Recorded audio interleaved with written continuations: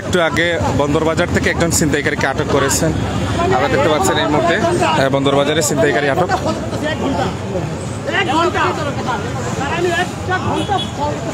আচ্ছা একটু বলবেন কি হয়েছে, একটু বলবেন আমাদেরকে।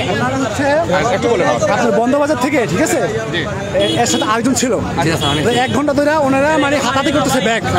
আমি 1 ঘন্টা ধরে ওকে ফলো করছি। ফলো করার পর এই মাত্র তাকে আমি হাতে মানে পাইছি, ঠিক আছে।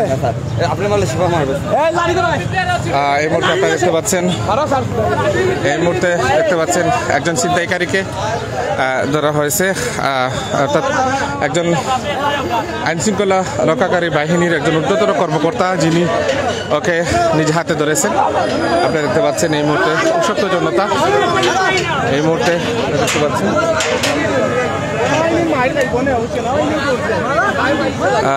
আপনারা আমাদের সাথেই থাকুন। এই মুহূর্তে সিলেটের বন্দরবাজারে একটু আগে একজন ছিনতাইকারীকে ধরেছেন। আমরা একটু বলি। আচ্ছা, আমরা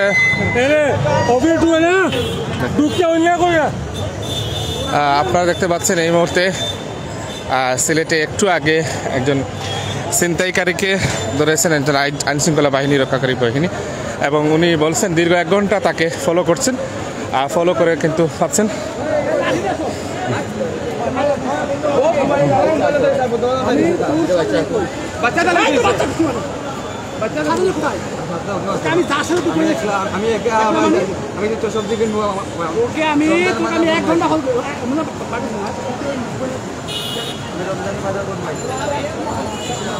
আপনারা দেখতে পাচ্ছেন এই মুহূর্তে সেই ছিনতাইকারীকে ধরা হয়েছে।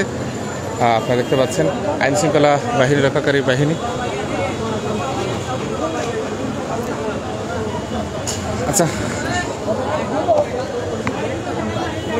আচ্ছা আমরা আরেকটু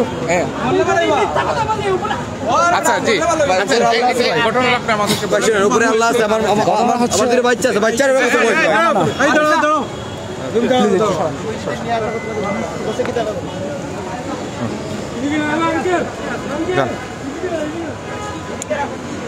আপনারা দেখতে পাচ্ছেন এই মুহূর্তে একজন ছিনতাইকারীকে ধরেছেন আইনশৃঙ্খলা বাহিনী রক্ষাকারী বাহিনী।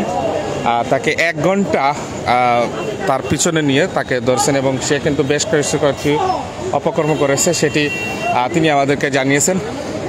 আমরা রয়েছে এই মুহূর্তে বন্দরবাজার, অর্থাৎ যে বন্দরবাজারের যে সিলেট সিটি কর্পোরেশন রয়েছে সেই সিটি কর্পোরেশনে আমরা রয়েছি, এবং তাকে কিন্তু ধরা হয়েছে এবং তাকে চেষ্টা চালিয়েছেন, তাকে জিজ্ঞাসাবাদ করছেন একজন, অর্থাৎ আমরা দেখতে পাচ্ছি আইনশৃঙ্খলা বাহিনীর ঊর্ধ্বতন একজন কর্মকর্তা।